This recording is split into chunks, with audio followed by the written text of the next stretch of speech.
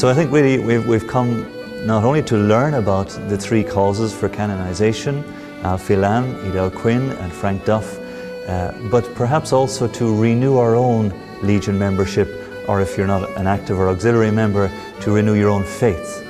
Because when you hear the stories of these three ordinary lay people, you'll see how amazing God's grace is and how God can use us to do ordinary things extraordinarily well. That's Frank Duff's own definition of what a saint is, to do ordinary things extraordinarily well. And so God can use us if we leave ourselves at His disposal to do amazing things, and you'll see these three individuals, what God has done with them.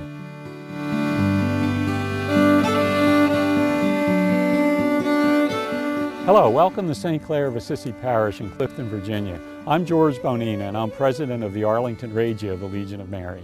Thank you for joining us today for our presentation on the three candidates for sainthood from the Legion of Mary. We're privileged today to have Father Eamonn McCarthy with us. Father McCarthy is a priest from County Cork, Ireland, and is working with the Office for Promoting the Legion Saints in Dublin, Ireland. It is important to learn about these potential Legion Saints for two reasons. First, by understanding their spirituality, we can increase our own personal holiness and apply their spirituality in our own lives. Second, we can inspire others to holiness through the Legion of Mary by promoting their cause to non-legionaries. Father McCarthy's talk will equip us with the basic information we need to talk about these potential Legion Saints and their spirituality to everyone we come in contact with. Now let's join Father McCarthy, who will begin his presentation by explaining the process for canonization. How is somebody canonized? I mean, can we canonize any one of you right now? You know, can I say, oh, there you go, halo, you know? No, you have to be dead, that's the first thing, okay? And after you've died, then whatever diocese you've lived in or worked in, the bishop there needs to put together some information to justify putting your case forward. So they make a short presentation to Rome, to the Curia for the Centre for Causes there, and they then make a sort of brief assessment and say, yeah, okay, this person has proved their qualities and we can move one step forward in their promotion of their cause.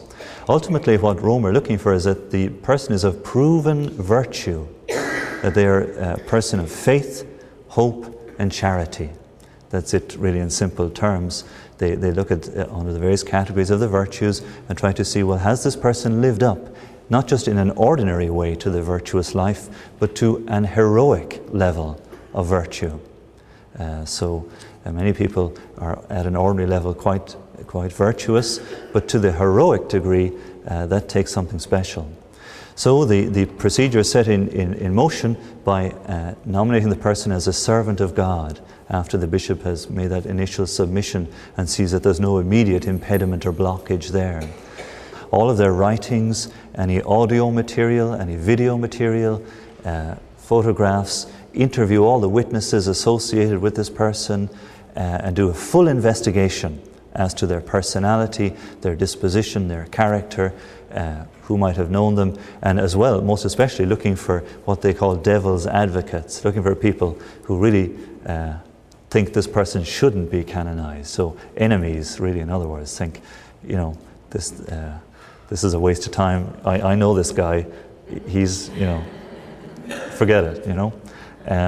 So they're important too. It's important to find people who will stand up against the candidate, and in other words, the Church has to be absolutely convinced that a person is ready to be canonized.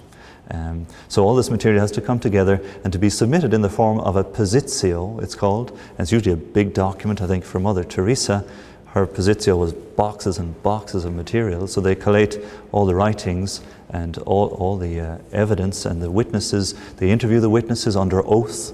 They transcribe the interview. They get them to sign it. It's all very official and very strict and very stringent. And all this positio and all the material is submitted to Rome. Then the theologians have to knuckle down and read through the whole lot and look for error, look for a mistake, look for anything that might raise a question mark and say, oh, maybe there's something wrong here. Maybe this person has a certain fault, anger, maybe. Take any of the virtues. If there's any room for any doubt, then the cause is shelved and it doesn't go any further.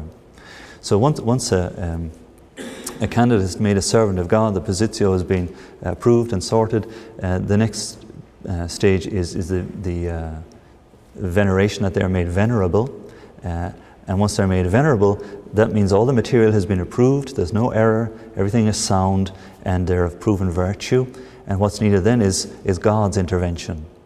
We need a miracle through their intercession, whatever it might be, usually a cure of some kind from some incurable illness.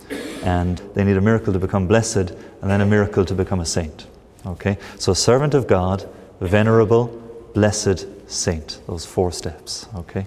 And that's it kind of in a nutshell. So once the church has declared somebody a saint, there's no going back. It's you've arrived and you're there. You don't have to worry about it. So they're not going to take it away from you. Keeping in mind the process for canonization, Father will now speak about the Legion envoy to South America, servant of God, Alfie Lambe.